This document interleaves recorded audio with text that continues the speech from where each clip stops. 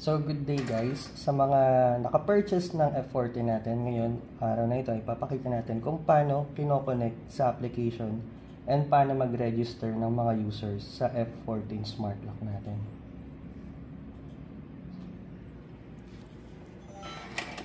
So unang-unang ginagawa natin dito is kapag ka na-install ng ating F14, so syempre naka-default pa ito, no?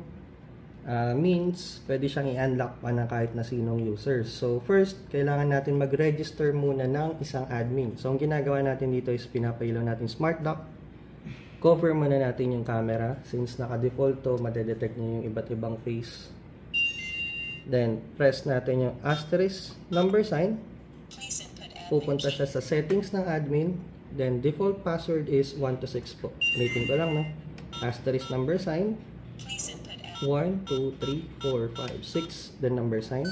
Operation success. Then dediretso po yung interface natin sa settings for pag-add. So sa pag-add, dahil primary user po or admin na i-connect natin, press number 1.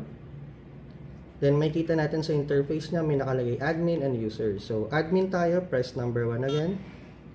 Then add admin. So makita natin nagsisimula siya sa 001. So ang pipiliin ko rito ay fingerprint kasi pwede tayong dumiretso ng fingerprint, password, or card. Please enter. Please enter. Please enter again. Please enter. Please enter. 6 times. Then naka-register na ang aking fingerprint as administrator number 1. So makita natin na naghingi ulit siya, no, for number 2 kasi ang admin po ay hanggang 5 admin, so dire-diretso lang tayo magre-register. So ibabalik ko lang since okay naman ako dahil ako lang ang admin, magre-register naman ako ng iba naman. So user na tayo ngayon. Press lang ulit natin yung asterisk number sign. Then yung ating hintuturo o yung fingerprint na ginamit ko for admin. Hitin ko lang po, ha. Ilamin natin asterisk number sign, yung admin. Then diretso na po ulit siya sa setting interface. So press natin ulit ang number 1. Then ngayon, user na lang kasi family members or relatives na lang ang i-register natin. So press number 2. Then press number 1 kung fingerprint cards or password po. So optional, no? Fingerprint, password, or card. So ang gagamitin ko is password, for example. Please enter again.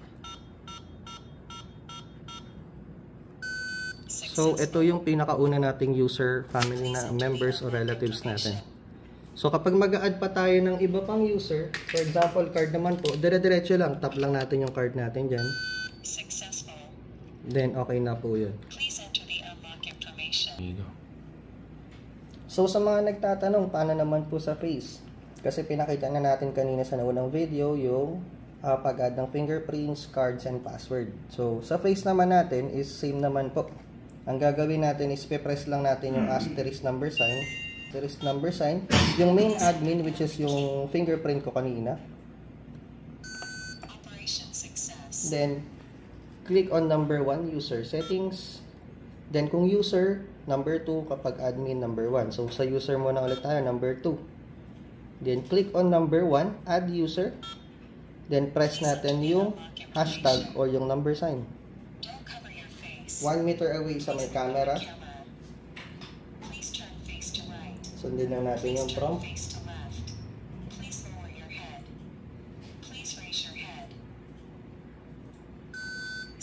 Then, pagka nasunod natin yung prompt, magsasuccess naman po siya. So, ganun lang kadaling mag-register o mag-add ng face recognition sa ating F14 Smart Lock.